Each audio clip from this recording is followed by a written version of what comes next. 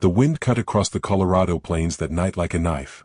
It was the kind of wind that rattled loose shutters and made the streetlights sway as though the whole town were breathing heavy. The date was November 17, 1984. For most, it was just another Saturday night.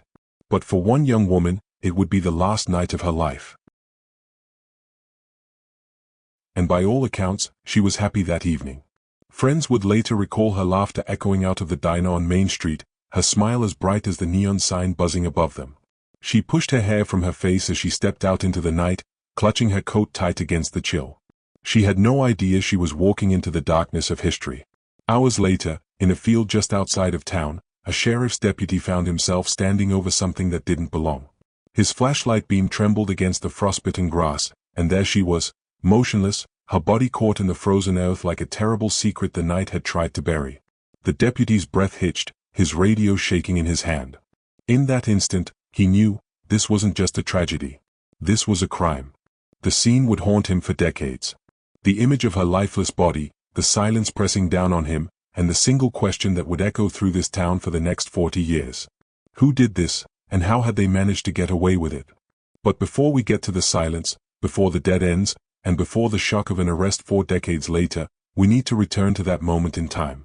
The winter of 1984 in rural Colorado was unforgiving. The days were short, the nights long and cold, and in small towns scattered across the plains, everyone knew everyone. That closeness was comforting, until it wasn't. Because if the killer wasn't a stranger, then they had to be one of their own. Rumors began almost instantly. Whispers in church pews, gossip in grocery store aisles. People pointed fingers, but no one truly knew. And the sheriff's department, already stretched thin, struggled to make sense of a crime that had so few answers and so many contradictions. Even in those early days, one thing was clear: this case wasn't going to be solved easily. Flash forward nearly 40 years. The same Colorado town looks different now. Strip malls stand where open fields once stretched. New families have moved in, new generations growing up under skies that once seemed haunted. But in the sheriff's office, in the basement where dust clung to forgotten files, the case box still Saturday. Inside, faded photographs, brittle witness statements, and a single piece of evidence no one had paid enough attention to. And then, something shifted. A small technological breakthrough. A match no one expected. A suspect that no one had dared to believe could be responsible. 40 years after that bitter night in 1984, a name was finally put to the crime. A knock at a door. The sound of handcuffs clicking shut. The whispers of a town that had waited half a lifetime for justice. But the question still lingered. What had really happened on that November night? And how had the truth managed to stay buried for so long? That's where our story begins. Her name was Rachel Carter. She was 22 years old in the fall of 1984, and in many ways, her life was just beginning. Rachel grew up in the kind of Colorado town where Friday night football was the biggest show in town, where the diner off Main Street doubled as both a family gathering spot and the place where teenagers lingered over milkshakes until curfew. Rachel wasn't just another face in the crowd. She had a presence, not the loud kind that demanded attention, but the quiet, magnetic kind that drew people toward her. She worked part-time at the library while finishing her degree at a nearby community college, studying early childhood education. Her dream was to one day teach second grade. She kept a spiral notebook with her at all times, filled with sketches, notes about lesson plans, and the names of her future students she imagined she'd one day meet. Her roommate at the time remembered how Rachel would pause on their walks through town just to crouch down and talk to kids playing on the sidewalk. She made them feel like they mattered, she would later say. Like what they had to say was the most important thing in the world. But Rachel wasn't all responsibility and soft edges. She loved music, vinyl records stacked neatly by her bedside. Fleetwood Mac was her favorite, and she had a habit of humming along, half under her breath, when she thought no one was listening. At the diner on weekends, she always ordered the same thing: a slice of cherry pie with a side of black coffee, no sugar. "Keeps me awake through study nights," she'd joke. Friends say Rachel had a gift for seeing the small details others overlooked. She could tell when someone was hiding sadness behind a smile, and she never hesitated to ask, "You okay?" That empathy made her well-loved, but it also meant she sometimes trusted people she shouldn't. Family roots. Rachel was the oldest of 3 children. Her younger brother, Daniel, idolized her. He was just 16 when she was killed, and even 40 years later, he still spoke of her as though the loss had frozen him in time. Their mother, a school secretary, often said Rachel was the glue that held the family together. She helped cook dinner, she helped with homework, she even worked extra shifts at the library when her father's hours at the factory were cut. At church on Sundays, Rachel was the one coaxing her siblings out of bed, smoothing their collars, making sure they were on time. Her faith wasn't the loud, performative kind, it was private, lived in how she treated people. For her parents, Rachel represented hope. The first in the family to pursue college, she was proof that their sacrifices meant something. Her murder didn't just take her from them, it fractured everything they thought the future could be. Community impressions. In small towns, people notice. They notice the regulars at the diner, the cars parked in familiar driveways, the faces that pass by on the way to school or work. Rachel was noticed in all the best ways. The librarian she worked for remembered her as the girl who always stayed late to make sure the shelves were neat. A classmate said she was the only one who remembered my birthday when no one else did. And at the diner, the waitresses said they never worried about Rachel. She never drank too much, never stirred up trouble. She was the kind of girl parents pointed to and told their kids, be like her. So when she disappeared that night, the shock was communal. It wasn't just a family losing a daughter. It was the town losing its brightest light. The last days. The week before her death, Rachel had seemed distracted. Not outwardly troubled, but preoccupied, as though her mind was circling something she didn't want to share. Her roommate recalled finding her staring at a letter on the kitchen counter, quickly folding it away when she realized she wasn't alone. A co-worker at the library remembered Rachel leaving early one afternoon, saying she had a meeting but refusing to say with who. At the diner, she ordered her usual cherry pie, but one friend swore Rachel barely touched it, lost in thought as she traced circles on the table with her fork. It was subtle, easy to miss. But in hindsight, those who loved her realized she was carrying something heavy in those last days. Subtle foreshadowing. Though no one could have guessed the truth in 1984, Rachel's final weeks were marked by strange coincidences. She had started locking her car doors, something she had never bothered with before. She turned down an invitation to a late-night bonfire, saying she needed rest, though friends later admitted she seemed more nervous than tired. And perhaps most chilling, a neighbor recalled seeing a figure lingering near the edge of Rachel's driveway one evening, smoking a cigarette, watching. When asked about it, Rachel brushed it off, just someone passing through. It wouldn't be until decades later that these details resurfaced, pointing investigators toward someone far closer to Rachel than anyone dared imagine. The weight of her absence. When Rachel was killed, the entire town felt the fracture. School children laid flowers at the steps of the library. Teachers struggled to explain to their classes why Miss Carter wouldn't be returning. Her funeral overflowed the small church, mourners spilling out onto the front lawn. People who had only spoken to her once or twice still felt compelled to attend, because Rachel had left that kind of impression. Her death didn't just end a young woman's life. It ended possibilities. The students she never got to teach. The family she never got to build. The quiet acts of kindness she would never carry out. The case file described Rachel Carter clinically: height, weight, last known movements, condition of her body. But those who loved her knew better. She wasn't a statistic. She wasn't a mystery to be solved. She was a daughter, a sister, a friend. She was a young woman who should have had decades ahead of her, and instead was reduced to a name on a cold case file. Her murder left a scar not just on her family, but on the entire town, one that never truly healed. And that's why, when 40 years later an arrest was finally made, the shock wasn't just about who the suspect was.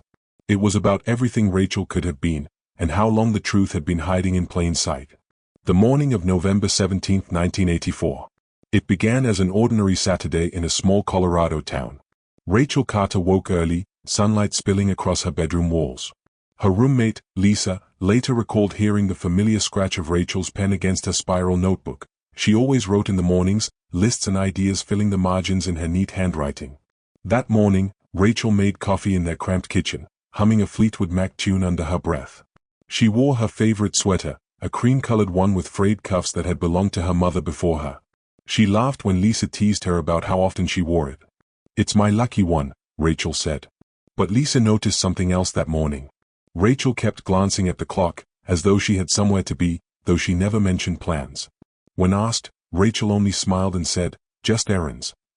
Midday at the library. Rachel spent her late morning at the library, where she worked part-time. A co-worker remembered her shelving books in the children's section, crouched low and talking gently to a little boy who was tugging at his mother's sleeve. "You can take home 3 books today," Rachel told him, her smile warm. Pick whichever ones make you happiest. That was Rachel, patient, attentive, giving. But by noon, her mood had shifted. A patron recalled seeing her at the front desk, distracted, her pen tapping nervously on the counter as she checked out books. At one point, she excused herself and stepped outside.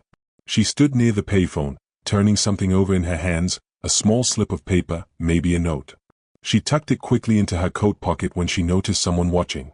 She didn't return to the library after that. Instead, she clocked out early, saying she had things to do. The afternoon visit. Around 2:30 p.m., Rachel stopped by her parents' house. Her younger brother, Daniel, remembered how she sat at the kitchen table, sipping tea with their mother.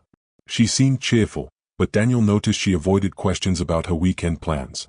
When their mother asked if she'd be coming to Sunday's service, Rachel hesitated. "I'll try," she said, smiling faintly, but her tone lacked certainty. Later, her mother recalled that moment with a pang. It was like she was holding something back, but I didn't want to press. Before leaving, Rachel hugged her little sister, Sarah, tight. It was unusually long, almost as if she knew it might be the last time. The diner on Main Street. By evening, Rachel was at the town's diner, her usual spot. She slid into a booth with two friends, ordering her ritual cherry pie and black coffee. To those watching, she seemed like her normal self, laughing at a joke, brushing crumbs from her lap. But her friend, Megan, later admitted Rachel seemed distracted. Her eyes kept darting to the window, like she was expecting someone to walk in, Megan recalled. At one point, Rachel excused herself to make a phone call from the payphone outside. Megan remembered seeing her clutching the receiver, speaking in a low voice, her free hand trembling slightly. When she returned to the booth, Rachel forced a smile. "Sorry," she said. "Wrong number." But the unease lingered in her eyes. The last sightings.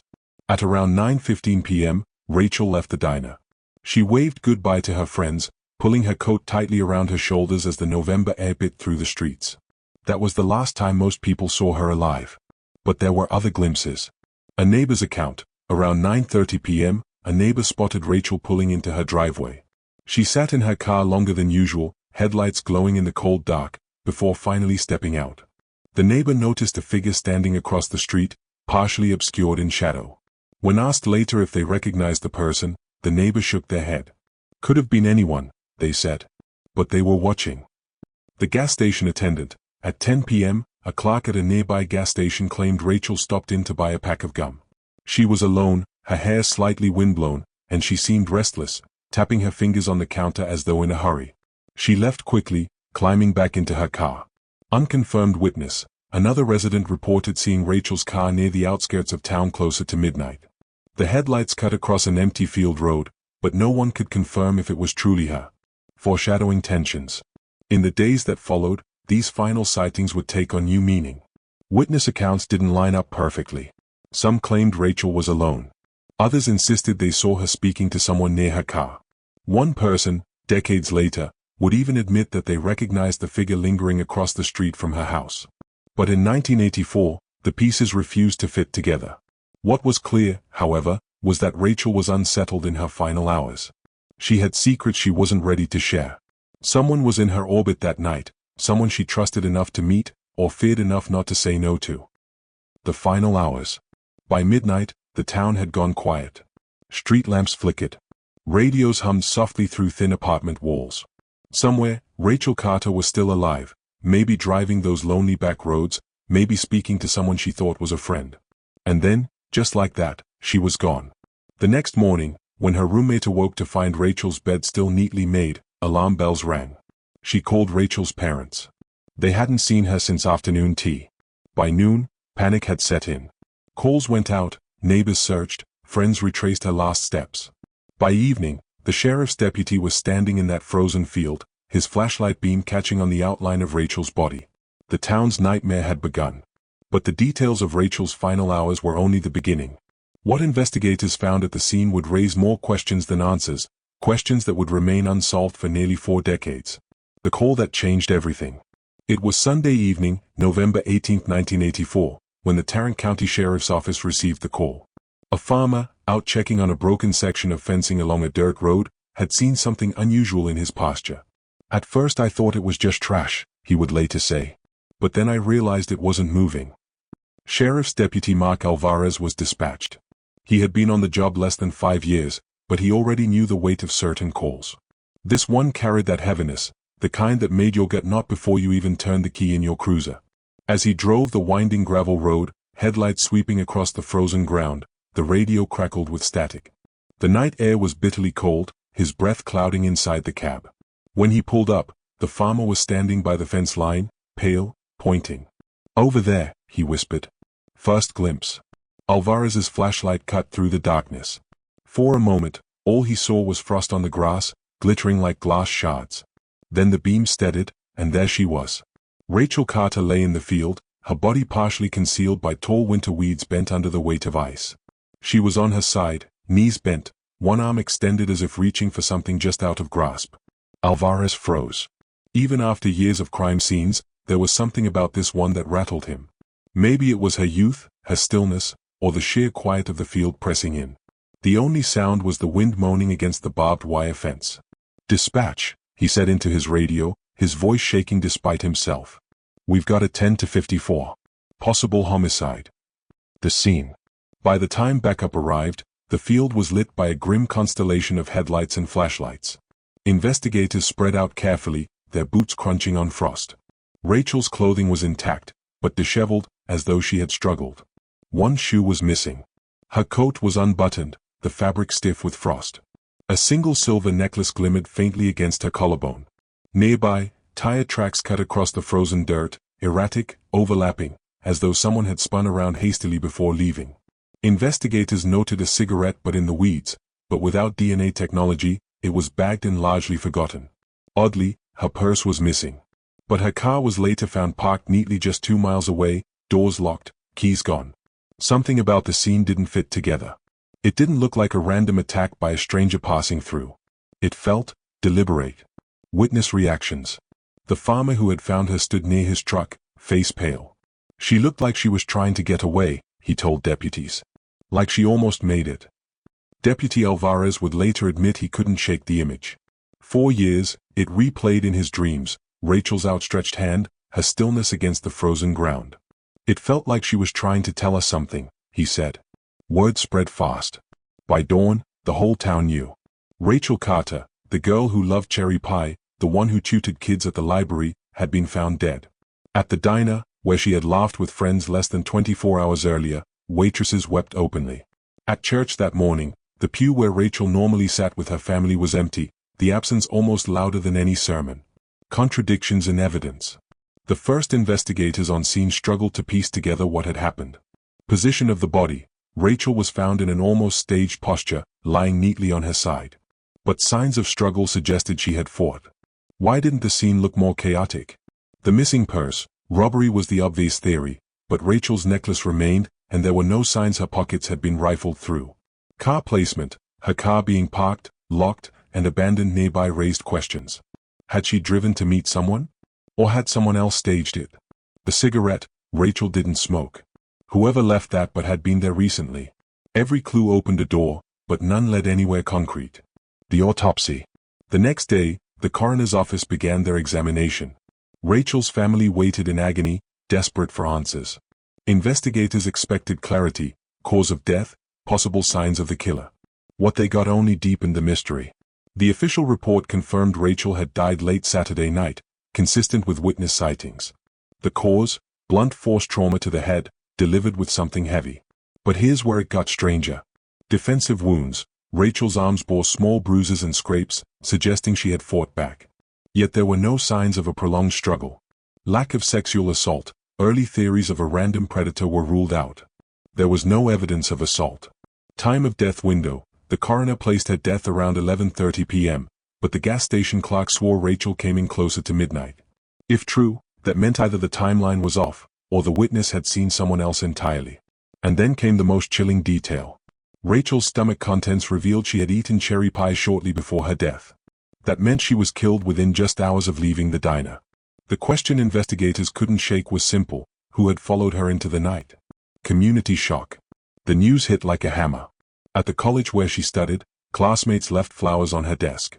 At the library, co-workers tied ribbons around the children's shelves. And in the diner, waitresses stopped serving cherry pie for weeks. One local said, "It felt like the air went out of the town. We weren't safe anymore. If Rachel could be taken, any of us could." But even in those first days, suspicion swelled. Small towns rarely believe in faceless killers. The whispers began almost immediately. Rachel knew her killer. She had to. The deputy's memory. Years later, Deputy Alvarez would still talk about that night. "The hardest part," he said, "was seeing how close she was to the road. If she'd made it another 20 feet, someone might have seen her. Someone might have stopped it. But instead, it was just silence. That silence would stretch for decades. Because while the autopsy gave answers, it also raised a new set of questions investigators couldn't solve. Who was Rachel meeting? Why did she leave the diner unsettled? And why did the evidence, tire tracks, cigarette, missing purse, never seem to lead anywhere? The town was desperate for resolution. But instead, the investigation would spiral into contradictions, dead ends, and heartbreak. And when the first suspects were questioned, things became even murkier. The morning after the discovery, the quiet New York neighborhood was already buzzing. Patrol cars lined the street, yellow tape stretched across alleyways, and reporters gathered like vultures, eager for scraps of information. For the detectives of the 1983 NYPD, the case was already a storm, and they were stepping into it with tools that now feel ancient by today's standards. Back then, there was no DNA database to run, no security cameras on every corner, and no cell phones to track movements. Evidence lived and died on fingerprints, fibers, and the shaky reliability of human memory. And as the first officers sifted through the scene, it was clear, memory would play a dangerous role. Conflicting witness accounts. Neighbors swore they had seen the victim walking home around 9 p.m., clutching their bag, head down against the cold. But another claimed they heard raised voices behind the old laundromat, two figures, one of them matching the victim's build, arguing. Still another insisted they saw nothing unusual at all, only the distant hum of traffic. These contradictions piled up quickly. Was the victim walking home peacefully, or caught in a heated confrontation? The detectives couldn't pin it down.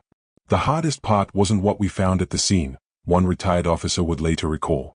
It was what we didn't know, what we couldn't trust. Rumors in the air. As days passed, rumors spread through the community like wildfire. The victim, once thought of as the town's shining light, was now at the center of whispered stories. Some claimed they had been romantically involved with someone secret, someone powerful. Others remembered an argument at a diner just a week before, voices raised, tears shed, the victim storming out. But with every rumor came a dead end. Who was this mysterious partner? Why hadn't they stepped forward?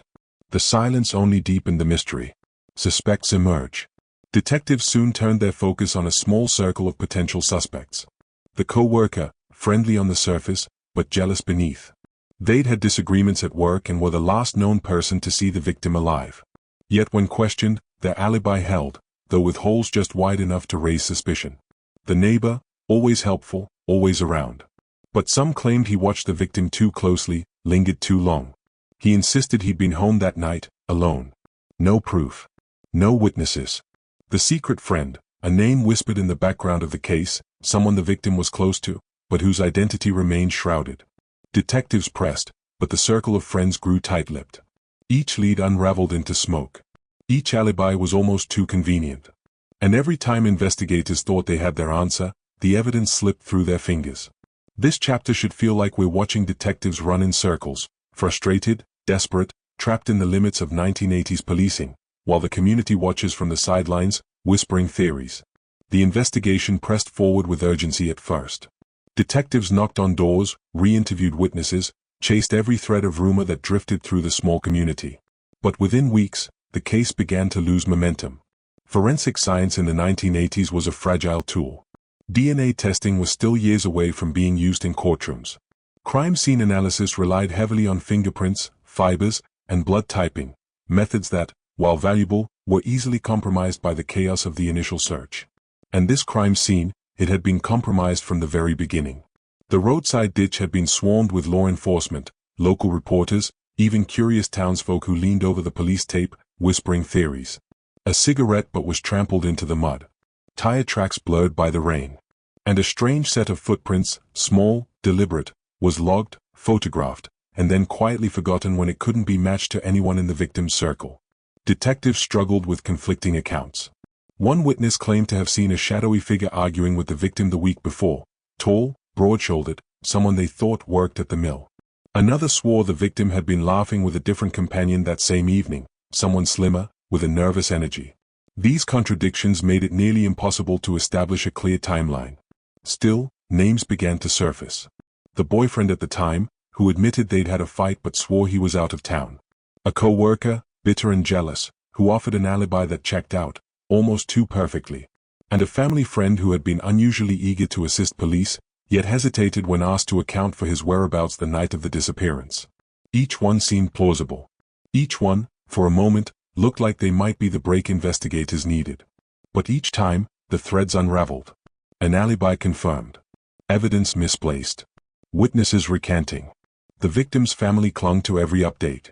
The mother sat by the phone, waiting for the call that never came. The father grew restless, walking the same roads his child once traveled, scanning ditches and fields as if he could will the truth into the open. Siblings whispered late into the night, replaying their last conversations, torturing themselves with what ifs. As the years dragged on, grief seeped into their bones. The parents aged quickly, faces lined with sorrow, bodies frail under the weight of unanswered questions. Birthdays passed with an empty chair at the table. Holidays became rituals of remembrance instead of celebration. And then, one by one, the parents passed away, taking with them the hope of ever seeing justice in their lifetimes. The siblings carried on, but they carried guilt too. Some wondered if they could have protected the victim, if they should have spoken louder, fought harder to keep the investigation alive. Every anniversary, every headline about another solved cold case was a reminder that they still lingered in the shadows. Meanwhile, the evidence box, filled with photographs, statements, and that overlooked entry about the missing item, was slid onto a shelf in the records room. Its cardboard edges dulled with time, its label fading. Officially, the case was now cold. But here's where the audience feels the sting of dramatic irony.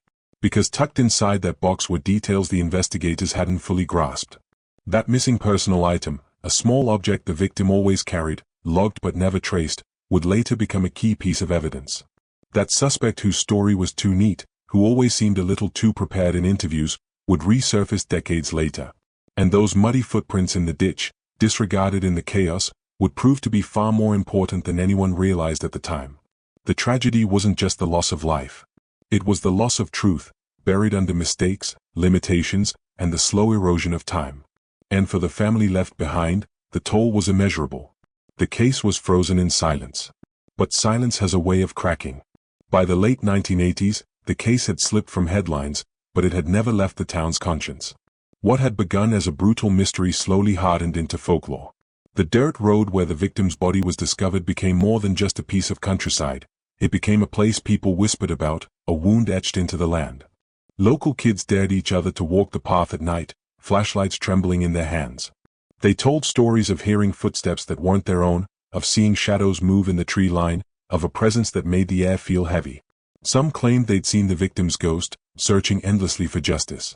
In diners, the case was retold the way others might retell old war stories. A waitress might lean across the counter and lower her voice. "Honey, my cousin swears she saw a man running from that road the night it happened."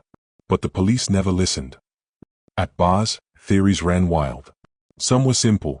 The victim had crossed paths with the wrong stranger, someone just passing through. Others were darker, suggesting the killer still lived among them, blending in at church picnics and county fairs. Each storyteller added their own spin, turning fragments of fact into myth. The most persistent theory centered around jealousy. People remembered an argument the victim had been overheard having just weeks before the murder. Some said it was with a secret lover, others claimed it was a close friend turned bitter rival. Names were whispered but never spoken too loudly, because in small towns, accusations could live longer than proof. And then came the outsiders. Every time news broke of a serial killer caught somewhere else, the town would ask the same question: was it him? They pinned the crime, in imagination if not in evidence, on drifters, truckers, even cults said to operate in the woods. Each theory carried just enough plausibility to survive in rumor, and just enough mystery to never be proven. For the younger generation, who had only grown up with the legend, the story became a test of courage. They'd drive out at night to the ditch, headlights off, sitting in silence as the trees swayed. Some would leave flowers, others would carve initials into tree bark, like pilgrims visiting a haunted shrine. It was a ritual of remembrance and rebellion, keeping the story alive, even as the evidence collected dust in the sheriff's office basement. But beneath the ghost stories and barroom theories was a chilling reality. The victim's life had been reduced to myth, their humanity swallowed up by speculation. For every wild tale that kept the case alive, the truth slipped a little further away. Still, the whispers carried something important. Buried in the layers of legend, hidden between superstition and suspicion, were fragments of truth, clues overlooked, details distorted but not entirely false. The case was frozen in time, yes, but time has a way of preserving things. And one day, those fragments would matter. The file sat collecting dust for decades. A thin cardboard box, stuffed with yellowing reports, faded photographs, and brittle evidence bags. A case that had been declared unsolvable. A family's pain boxed away, their cries for justice swallowed by silence. But time has a strange way of bending back on itself. And in this story, justice didn't come with a roar. It came with a whisper. The breakthrough nobody expected. It started with something so small, most people would have missed it. A routine audit of the evidence room. A technician, barely out of training, checking old storage tags. He pulled out the evidence bag that had been logged 40 years earlier, the one holding a scrap of fabric torn from the victim's clothing. Back in the 1980s, that scrap was worthless. Too small, too contaminated. The lab reports called it inconclusive. But in 2020, technology had changed. DNA testing could now pull a profile from just a few skin cells, something unthinkable back when detectives first handled the case. The technician logged it for retesting. No one expected much. These requests usually led to dead ends. But weeks later, the phone rang. And for the first time in decades, there was movement. The call that shook the silence. The lead detective on cold cases, a man who'd been just a rookie when the victim disappeared, answered the call. The lab report was clear. There was DNA. A partial profile. Enough to rule people out, and possibly rule someone in. The detective sat back in his chair, staring at the paper in his hand. His heart thudded in his chest. 4 years, families had begged for answers. 4 years, he had said the same tired words, "We just don't have enough." Now, suddenly, there was a crack in the wall of silence. The ripple effect. News spread quickly through the department. A box no one had touched in years was now alive with possibility. The original family members still alive were called. The victim's younger sibling, now in their 60s, picked up the phone.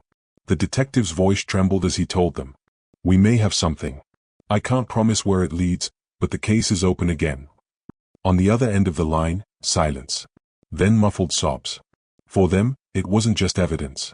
It was the first time in decades that anyone in power had said their loved one's name with intent, with hope. A snowball into an avalanche. At first, it looked minor. A DNA profile on a torn scrap. Not even a full match. Just enough to exclude some of the old suspects. But once the doors of reinvestigation opened, the momentum couldn't be stopped. Old interviews were re-examined. Neighbors who had once been teenagers were now gray-haired adults. Some of them carried secrets they no longer feared speaking aloud. One man, trembling in his chair, whispered, "I didn't say anything back then because I was scared, but I saw him. I saw who she was with that night." A detail that had once been dismissed suddenly lined up with the new DNA findings. And just like that, the entire narrative of the case shifted. The suspect in the shadows. Through all the old files, one name kept reappearing. Back then, investigators couldn't prove anything. His alibi had seemed solid, his story clean. But now, with DNA narrowing the circle, his lies began to unravel. He wasn't a stranger. He wasn't a passing drifter. He was someone from the victim's orbit. Someone who had walked free all these years, carrying a secret heavy enough to bend a lifetime. The snowball was now an avalanche. The town reacts. When word leaked that the case was active again, the town buzzed. Bars and diners where old men played cards were suddenly alive with whispers. "Did you hear? They're looking into that case again. Maybe they'll finally catch him."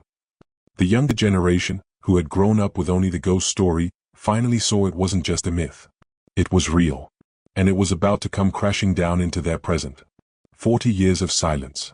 40 years of whispers and unanswered prayers.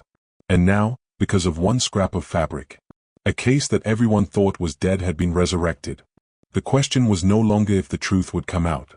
It was when. And when it did, it would shake the town to its core. The door to the cold case room hissed open like a vault. Fluorescents hummed. Dust hung in the light. Detective Paul Whitaker, 61 now, gray at the temples, the rookie who'd once taken statements in 1984, set the box on the table as though it were a living thing. Across from him, Detective Elena Morales flipped open a legal pad and drew a line down the center. Left side is 1984, she said. Right side is now. We walk it, step by step. Whitaker nodded. No new story. Just the old one, told right. They began with the bones, Rachel's last week, last day, last hours. The diner. The library. The payphone. The driveway. The field. They pinned photos and maps to cork like a paper constellation, red string tracing a path through a night that had broken a town. Outside the room, the building sounded like any other weekday. Typing, phones, a copier's mechanical cough. Inside, time felt narrowed to a single November. The walk back. They started at the diner. The neon still buzzed, a little dimmer after 40 years. Boots on tile, coffee hitting porcelain, the same cherry pies spinning behind glass. Morales slid into the corner booth where, according to the old report, Megan and another friend had sat with Rachel on November 17, 1984. The current manager, Shirley, hair now snowy white, eyes still sharp, brought coffee and a thin carton of receipts. I don't have slips from that long ago, she said, but my mama kept ledger books until 87. Don't ask me why. They were in a box when we cleaned the house to sell. Handwritten lines bled across yellow paper. Tables, totals, sometimes a note in the margin, pie, extra coffee, or payphone 10 cent. On the page for November, a few scribbles stood taller than the rest. Here, Morales said, tapping the margin. Booth 3, pie a coffee count, 9:01 p.m. And another line, 2 down, cash from CM at counter, 2 coffees. Who's CM? Whitaker asked. Back then? Shirley's mouth tightened. Might have been Colin Mercer, did odd jobs around town. Always sat here late. Smoked like a chimney. He was around. Whitaker glanced at Morales. Neither wrote the name on the board. Not yet. Just a note, 9:01 p.m., comp. Who comped? By whom? And, CM, 2 coffees. They crossed Main to the old payphone pad, now a rusted bolt circle at the edge of the lot. In the original file, the call was logged only as placed, no number noted. Local calls weren't itemized in 1984, not in this county. But Morales had asked the phone company for operator-assisted records anyway. And luck, or something like it, leaned their way. A single line item, the 17th of November 84 9:07 p.m. Collect call attempted from diner payphone to number ending -2745. Refused. Someone had called a landline and been turned down. Someone had enough pride to reject the charges, or enough worry not to leave a footprint. Whitaker felt the old case flex under his hands. Find me every subscriber with -2745 in 84, he said. If it's still in service, I want to hear that ring. The drive home. Rachel's driveway had changed. New owners, fresh gravel, a different mailbox. But the street light still puddled the curb in soft amber, and the house across the way, the one the neighbor had stood in, watching a shadow smoke, still faced the same angle. The neighbor, Janice Howell then, Janice Cole now, met them on her porch in a cardigan and slippers. Whitaker remembered her from his first weeks as a patrolman. Thin, sharp, the kind of woman who noticed. I told you what I saw, she said. Twice that week. A man standing across the street, back to the pole, pretending to read the lost cat flyer. He wasn't reading. Could you see his face? Morales asked. Not enough. But the way he stood? Like he belonged where he didn't. Janice tapped her temple. 39 years later, I still see the cigarette burning. Long ash. He cupped it when cars passed. That's someone who smokes where he shouldn't. Morales' pen paused. Smokers in the 80s were everywhere. But a man hiding the glow? That meant he knew he could be seen. Did you ever see him anywhere else? Whitaker asked. Janice hesitated. Church. Once. Back pew. He slipped out before the last hymn. She watched their faces, then added, I didn't say it back then. People get mad when you toss stones in small ponds. But after the funeral, I started keeping my curtains closed. Whitaker marked the board, cigarette, hidden glow. Church sighting? Back pew. He kept names in his head, not on the wall. The field, again. The field where Rachel had been found had been subdivided now, but one parcel remained open, too rocky for building, a square of scrub bordered by barbed wire. The winter weeds in the old photos lay in hard angles under frost. Today, summer grass brushed their shins. Morales unrolled the plastic sleeve and slid out color prints from the evidence box, angles of the body, tire tracks cut in overlapping arcs, a cigarette but bagged and labeled unusable. In '84, they'd had no means to draw anything from it. In 2024, you could lift DNA from a whisper. She'd pushed for it the day the case was reopened. The lab had warned her, freezing, thawing, heat, time, any of it could chew the profile down to noise. They tried anyway. Now she held the thin report between two fingers. Male. Partial profile. Enough to eliminate many, not enough to name one. But when Whitaker overlaid it with the touch DNA lifted from the torn seam of Rachel's coat, the alleles that did appear aligned. Same contributor, he asked. Statistically probable, Morales said. Not courtroom yet. But together, they point. Point where? She tapped the board. Not at a name. At a type. A smoker. In her orbit. Present in her last hour. The old voices. You can't rewind decades without dragging the past into the light. Some resisted. Some welcomed it like rain after drought. Lisa, the old roommate, came to the station with a cardboard banker's box. I kept this, she said, cheeks pink with embarrassment. I don't know why. Maybe because no one asked me to throw it away. Inside, photos, a record sleeve with Rachel's handwriting on the jacket, a church bulletin with her name circled, and a letter, folded, stain-blotted, the top edge feathered as if it had been torn open and worried by fingers for hours. Morales set it flat. The ink had bled in small halos, but the words were legible. We can't do this in public. Not again. Saturday 10:30. West Road. No scene. I promise it will be quick. See. Lisa's throat closed around the memory. I saw her holding something that week. I asked about it. She said it was a note for a study group. She swallowed. I believed her. Whitaker drew two breathless lines on the timeline. 9:01 p.m., comped pi. 9:07 p.m., collect call refused. Then this, 10:30 p.m., meet, West Road. West Road lines up with the field, Morales said. And see.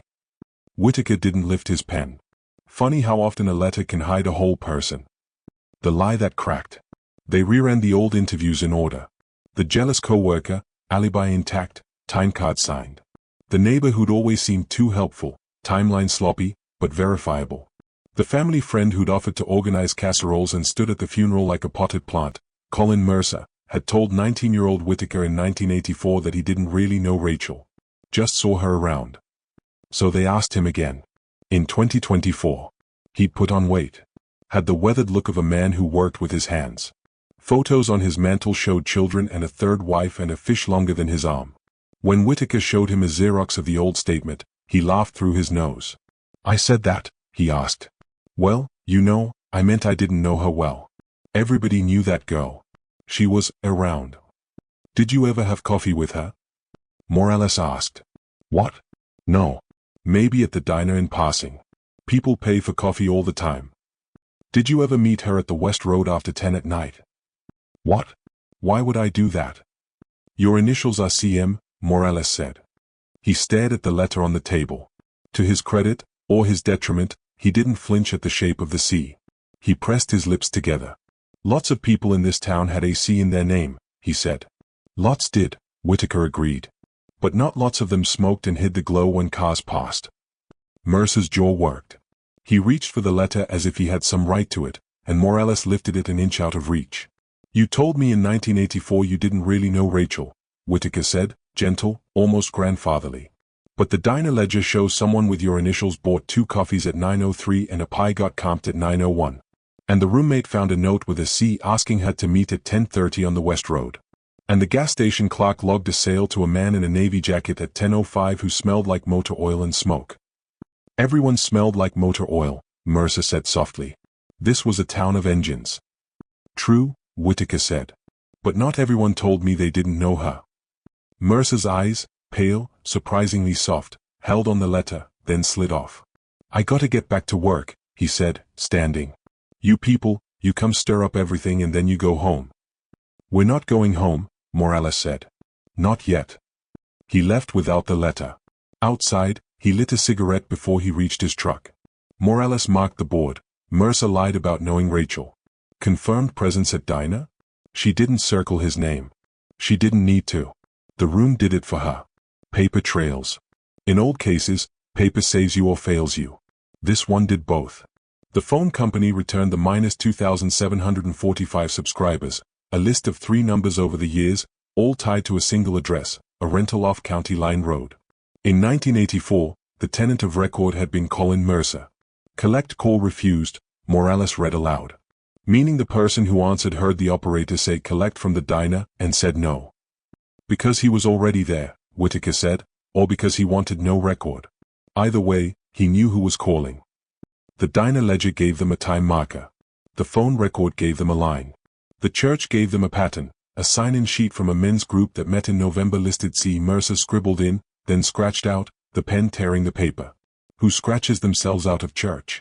The gas station, whose attendant had been vague in '84, yielded a surprise. The owner's daughter, clearing out a storage unit, had found old night logs her father kept at her mother's insistence. Brand scribbles, cash tallies, descriptions he wrote to stay awake. The 17th of November '84 10:05 p.m., Marlboro Reds, male 30s, navy work jacket, cash, left west toward County Road. In the margin, same guy, comes in late, smells like oil. Morales laid the log next to a 1984 photo, Mercer at a charity event, navy work jacket, logo stitched over the pocket. It wasn't a mugshot. It didn't need to be. Placing him heading west, she said. Toward the meet. Whitaker's voice softened, as if Rachel were in the doorway and might spook. Find me tires. She knew what he meant. In the evidence box, along with the useless cigarette in 1984, lay a plaster casting of a partial tire track. In the old report, it read simply, aggressive winter tread, pattern unknown. Back then, the county didn't have the reference catalogs to match it. Now, an analyst fed the pattern into a database and returned a shortlist. One stood out, a limited-run snow tire from a regional distributor, sold in '84 to '86 at only 3 shops within 200 miles. 2 of the shops were long gone. The third had a retired owner who remembered a bulk sale to a local handyman with a blue pickup and the kind of charm that tipped the scales on discounts. He didn't remember the name. He did remember a habit. He'd roll a cigarette between his fingers before he lit it, the old man said. Like he was thinking it over. The missing thing. They saved the overlooked entry for last. Whitaker slid the property inventory across the table. It had been his signature on the bottom, dated 2 days after the discovery. Purse, missing. Keys, missing. Car, recovered, locked. Necklace, present. Spiral notebook, habitual possession per roommate, and then, in his young handwriting, not recovered. Morales looked at him. He looked at the date. On the wall, 40 years unspooled between them. She always had it, Whitaker said. Lisa told me. I wrote it down. And then, nothing. We never found it. I thought maybe the wind took it. He swallowed. He had learned, since then, what wind did and did not do. Morales turned to the photo board. In one of the 1984 shots of Rachel's car, driver's side, mud spatter, the camera catching more of the rear quarter window than the locks, there was a reflection, a figure a few feet back, a silhouette bending toward the glass. In his left hand, something rectangular and thin. The resolution was too poor to swear it was a notebook. But the shape was right. Who took the car photos? She asked. Whitaker checked the log. Alvarez. They drove to Mark Alvarez's house, a low ranch under cottonwoods. He answered the door with a dog at his knees and a softness around the eyes that Whitaker recognized from his own mirror. When he saw the case box, he closed his eyes, then stepped aside. I still dream about that field, he said. Morales laid the car photo on his table. Did you see anyone near the car when it was recovered? Alvarez stared. Years crumpled into minutes. The father was there, he said. I asked him to step back. A neighbor came by. A man in a blue jacket stood staring and wouldn't answer when I spoke. I wrote his name in my notebook, but my notebook went missing the next day. Your notebook, Morales said quietly. He nodded. I always keep them. I hate that I don't have that one. Do you remember the name you wrote? Whitaker asked. Alvarez hesitated. Not because he didn't remember. Because he did. Mercer, he said. I wrote Mercer. The room went still. The pattern. They didn't celebrate. They didn't even exchange the look that detectives share when a circle begins to close. They just worked.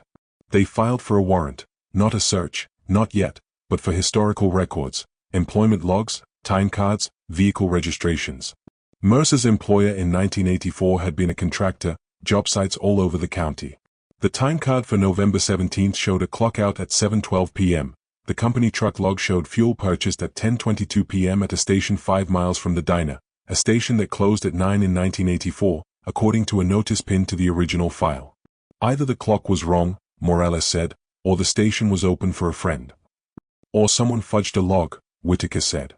After the fact, they found a letter of reprimand in Mercer's HR file from December 84, tardiness, improper use of company vehicle. A small thing. A pebble in a pocket. But pebbles, collected, weigh you down. They mapped every fragment until the wall looked less like a constellation and more like a net. Diner coffee. Payphone refusal. Note with a C. Cigarette butt. Tire tread. Church scratch out. Gas log. Witness in a navy jacket. Alvarez's missing notebook with a name he still remembered. And through it all, the partial DNA, humming like a low chord under everything. The same man touched her coat and dropped the cigarette where she died. It wasn't proof. It was pressure. The call. Morales dialed the -2745 number. It had moved houses, changed exchanges, bounced along with the man who once paid that bill. The current subscriber let it ring through, then lifted on the fifth. Hello? Is this the Mercer residence? Silence. It's the police, Morales said. We need to speak with Colin. A breath. A door clicking. Footsteps. A voice, cautious and lower than before. You again. We're retracing, she said. We're going to do a knock and talk. You know how this works. Why don't you come in? Bring a lawyer if you want. On the corkboard in the cold case room, the red string ran from Rachel's smile to the field to the diner to the payphone to a number refused and a coffee paid for and a cigarette cupped in a gloved hand and a truck rolling west under a sky that did not care. Whitaker stood a long time in front of her picture. We're closer than we've ever been, he said. Morales capped her pen. Close, she said, isn't enough. She pulled a fresh evidence envelope from a drawer. The label read, Warrant Return, Mercer, Pending. She set it on the table like a promise. Outside, the wind rose, rattling the windows, the same as it had the night Rachel left the diner with pie in her stomach and a note in her pocket. Inside, the case, frozen for decades, creaked, thawed, and began to move. The investigation, once dormant for decades, had entered its sharpest phase. Detectives weren't just revisiting old notes, they were dismantling them, brick by brick, and rebuilding the truth from the rubble. For the first time, a clear suspect began to emerge. Past, a motive hidden in plain sight. In 1984, the suspect was just another face in the community. Polite. Ordinary. The kind of person you might pass in the grocery store without giving a second thought. But as detectives peeled back layers of interviews, they began to see cracks. A jealous streak that friends remembered but never thought much about. Arguments witnessed in hushed tones at the edge of community gatherings. A sudden burst of anger toward the victim just weeks before the murder, an argument that, at the time, seemed like nothing more than a spat. That jealousy, once dismissed, now began to look like motive. Present, detectives apply pressure. Modern investigators approach differently than their 1980s counterparts. They didn't barge in with accusations, they circled, quietly, methodically. They re-interviewed neighbors, co-workers, even distant relatives. Each conversation added subtle pressure. One false move, one inconsistency, would be enough to unravel decades of lies. The suspect's name came up more often than coincidence could explain. And then came the first slip. The first slip. In a routine conversation, the suspect was asked about the night of the crime.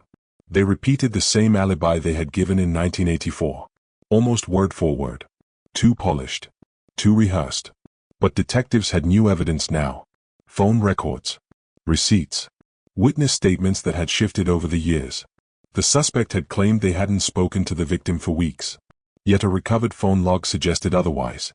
Confronted gently, the suspect brushed it off. I must be remembering wrong. But detectives knew. A liar clings to the script. And once the script is broken, the truth starts to bleed through. Past, the web of lies. Looking back through the original investigation, it became obvious how the suspect had escaped notice. Their story had been just convincing enough. Their ties to the victim just thin enough. Their anger just subtle enough to avoid suspicion. But the victim's friends remembered moments of tension. One recalled a chilling sentence whispered after a heated exchange, "You'll regret this one day." It was brushed off as drama at the time. Now, decades later, it landed with the weight of prophecy. Present, building the trap. Detectives knew they couldn't move too quickly. This case had waited decades. It could wait a few more weeks if it meant airtight evidence.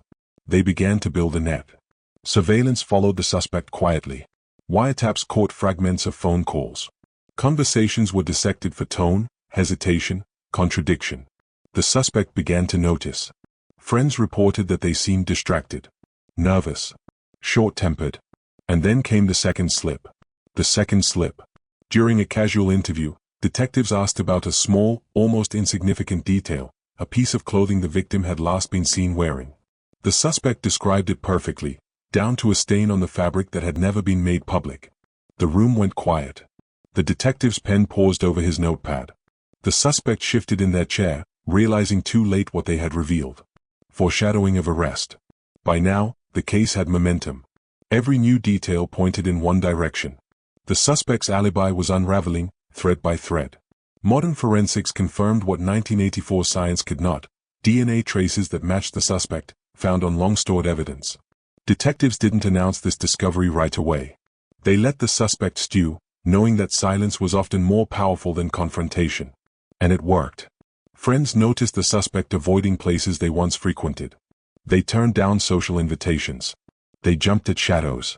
The weight of decades of secrets was finally crushing them. Past meets present. As detectives cross-cut the past with the present, the story was no longer just about who killed the victim. It was about why. Jealousy that curdled into obsession. Greed that turned to desperation. Revenge that simmered for years before boiling over. The motive wasn't just clear, it was chillingly human. The kind of darkness that hides in ordinary people until it consumes them. The breaking point. One final interview sealed it. The suspect, sitting across from detectives, tried once more to stick to the decades-old story.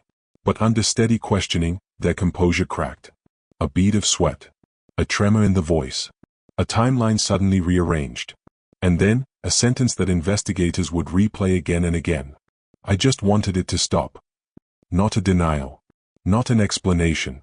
A fragment of truth, slipped out before it could be pulled back. Detectives didn't move yet. But in that moment, they knew the arrest was coming. The suspect left the interview room pale, shaken, trying desperately to reassemble the mask they had worn for 40 years. But the mask was broken. For the first time since 1984, justice was within reach.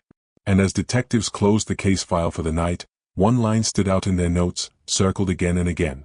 "Suspect knows we know." For nearly 4 decades, the case file had sat in the archives, its paper edges yellowing, its photographs fading. But now, for the first time in years, detectives held not just a theory, but a name.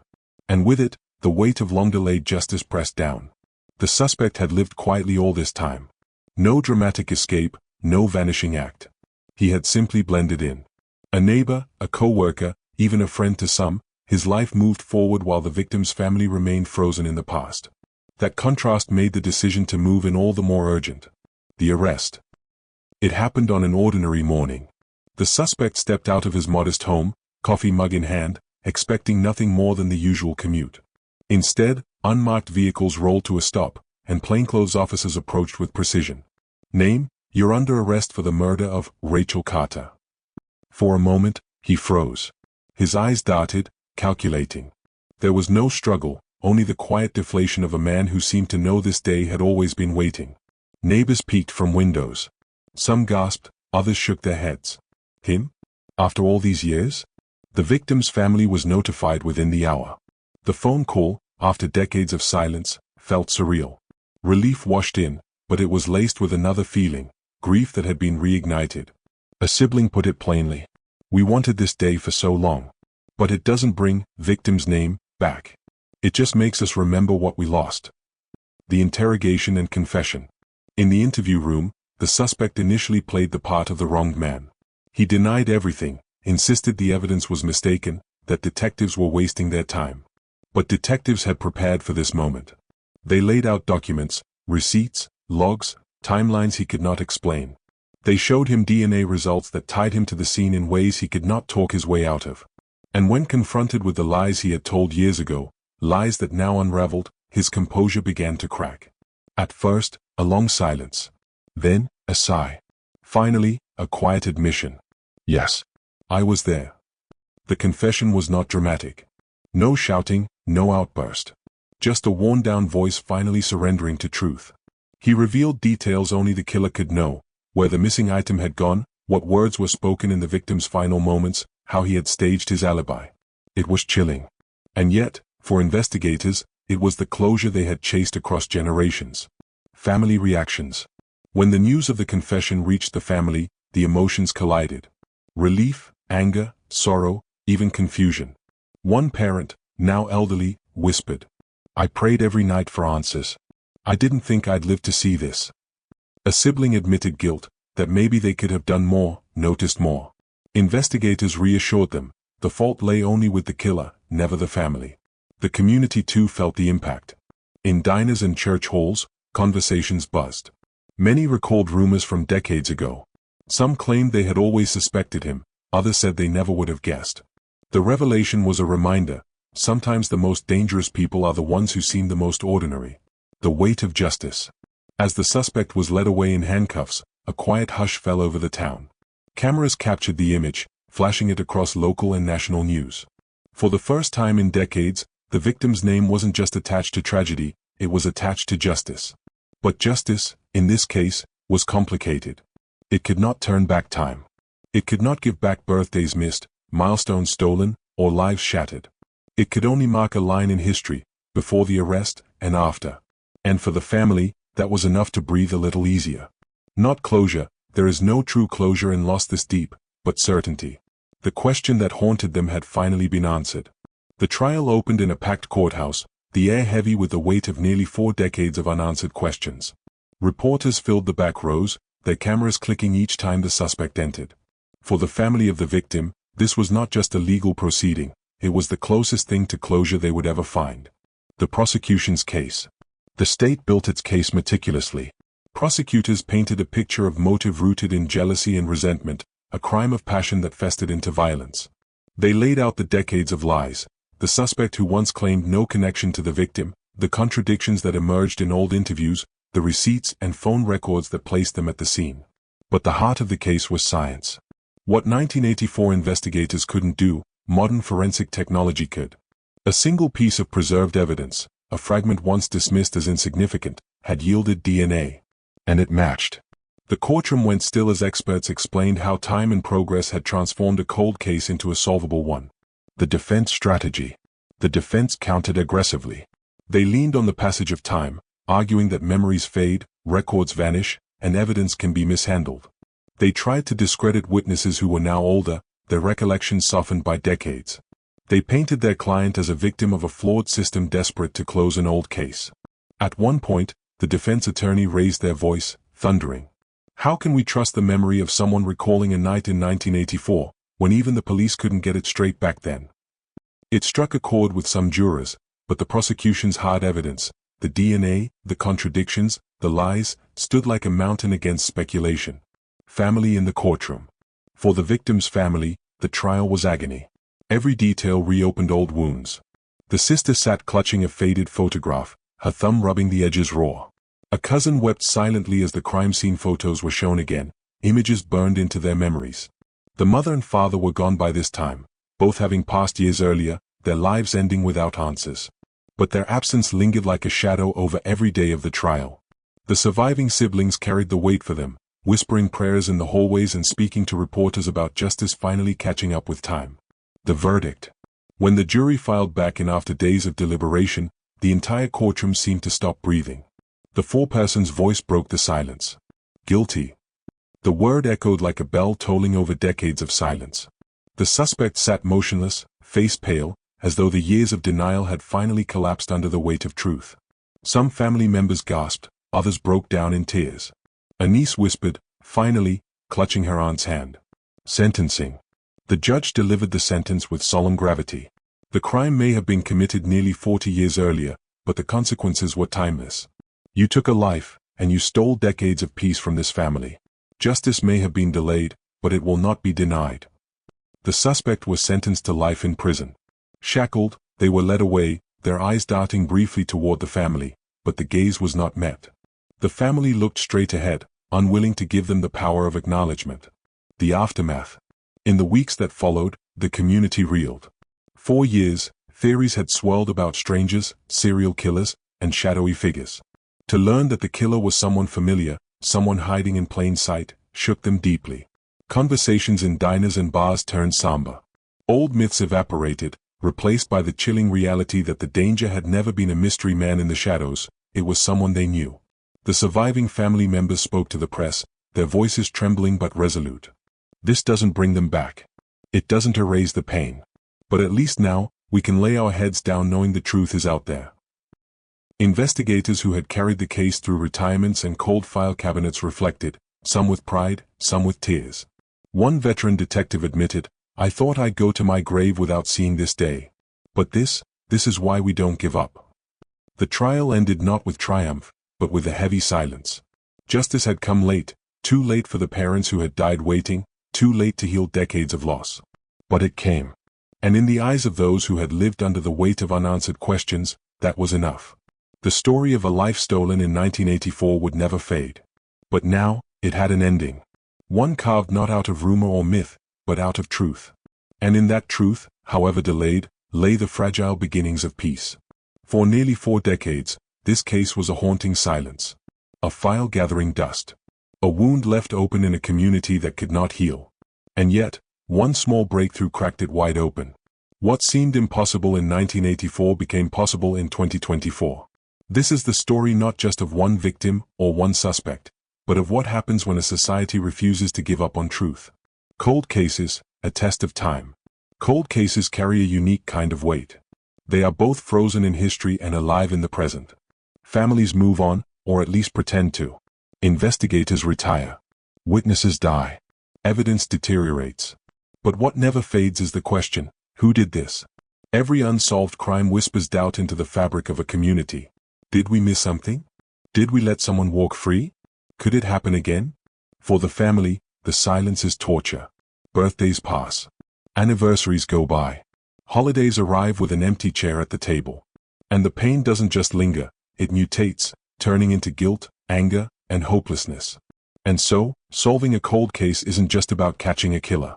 It's about restoring faith, in justice, in truth, in memory itself. Technology's second look.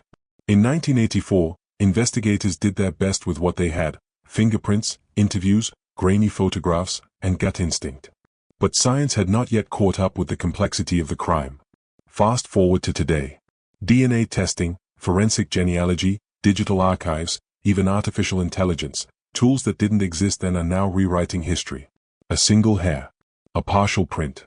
A trace of touch DNA on clothing stored for decades. These tiny fragments, once meaningless, now have voices. And that is what changed everything. The advance of technology doesn't just solve cases, it rewrites time. It allows the present to reach back into the past and pull answers forward. Justice delayed, but not denied? Still, a hard question lingers. Does justice delayed still feel like justice? For the family, the arrest brought tears, but not all were of relief. Some were of exhaustion. Decades of waiting had already taken parents, siblings, and friends to the grave. They never got to see this moment. Justice arrived, but late. And when it comes late, it brings a different texture. Yes, there is closure. But closure is not the same as healing. The scars remain. The years of not knowing cannot be returned. For some families, delayed justice is almost cruel, because it reminds them of what they lost in the waiting. The ripple effect on communities. When a killer hides in plain sight, it shakes the core of a community. Trust fractures. People who once waved to their neighbor now look twice. When the truth is finally revealed, those fractures don't magically mend. Instead, they become a permanent reminder of how fragile safety really is. The folklore of the crime, the whispers in diners, the stories told by kids daring each other to visit the site, suddenly takes on a new edge. Because the boogeyman wasn't just a story. He was real. The human cost of persistence. Investigators who never gave up, those who carried the case long after leads dried up, are rarely celebrated enough. They faced ridicule for obsessing over dead cases. They wrote letters to labs begging for retesting. They visited families year after year, with nothing new to give. And then, finally, the call came. A test matched. A lead broke. A confession slipped. Their persistence reminds us, every case deserves another look. Every silence hides a truth waiting to be uncovered. In the end, this case tells us something profound. Time can bury evidence, but it cannot bury truth. Technology can sharpen what human eyes once missed. And persistence, by families, by communities, by investigators, is the bridge between past and present. So we return to the question, does justice delayed still feel like justice? Maybe not fully. Maybe never completely. But for the family, for the community, for the victim whose story was nearly forgotten, it is a chance to speak their name again. To say, we did not forget you. We never stopped searching. And sometimes, even if late, that is enough. The courtroom had emptied hours ago, but the weight of the verdict still lingered in the air. Families went home with tear-streaked faces, clutching each other as if afraid the truth might slip through their fingers. Reporters filed their stories. Prosecutors quietly celebrated a victory that had taken 4 decades to achieve.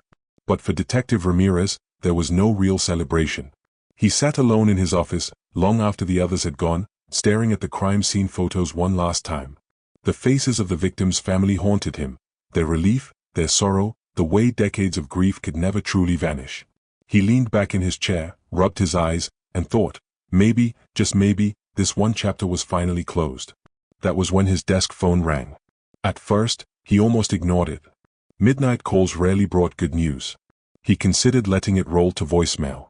But something in his gut, something every seasoned detective learns to trust, made him pick it up. Ramirez. A pause on the other end. The kind that prickles the skin. Then a voice, low, tired, but urgent. Detective, we've got another one. Ramirez straightened in his chair. Another what? The voice hesitated. Another cold case. Same county. Same kind of victim. And you're not going to believe this, but the details match almost exactly. Down to the time of year. Down to the location. Ramirez's chest tightened. He reached for a pen, scribbling on the nearest scrap of paper. How old? 1985, just a year after the case you closed today. Ramirez froze. The case he had just solved was supposed to be unique, a tragic story with a singular ending. But this suggested something darker. Something bigger. The caller continued, his tone dropping to a near whisper. Detective, if what we're seeing is true, then this wasn't a one-off crime. This was part of a pattern. Ramirez's eyes flicked to the bulletin board on his wall. The photos, the maps, the pins marking the victim's last known movements. His hand tightened around the receiver. Where? He asked. The answer was a location Ramirez knew all too well. A place that had once been dismissed as coincidence. Now, it sounded like a hunting ground. The caller added one final detail, and it made Ramirez's blood run cold. We found something buried with the body. A personal item that doesn't belong to the victim. The same kind of item your suspect had in his possession. Ramirez's heart hammered in his chest. His case had been declared closed. Justice, finally delivered. But what if the man they just put away wasn't the only one? What if the real story was only beginning? The line went silent, but Ramirez didn't move.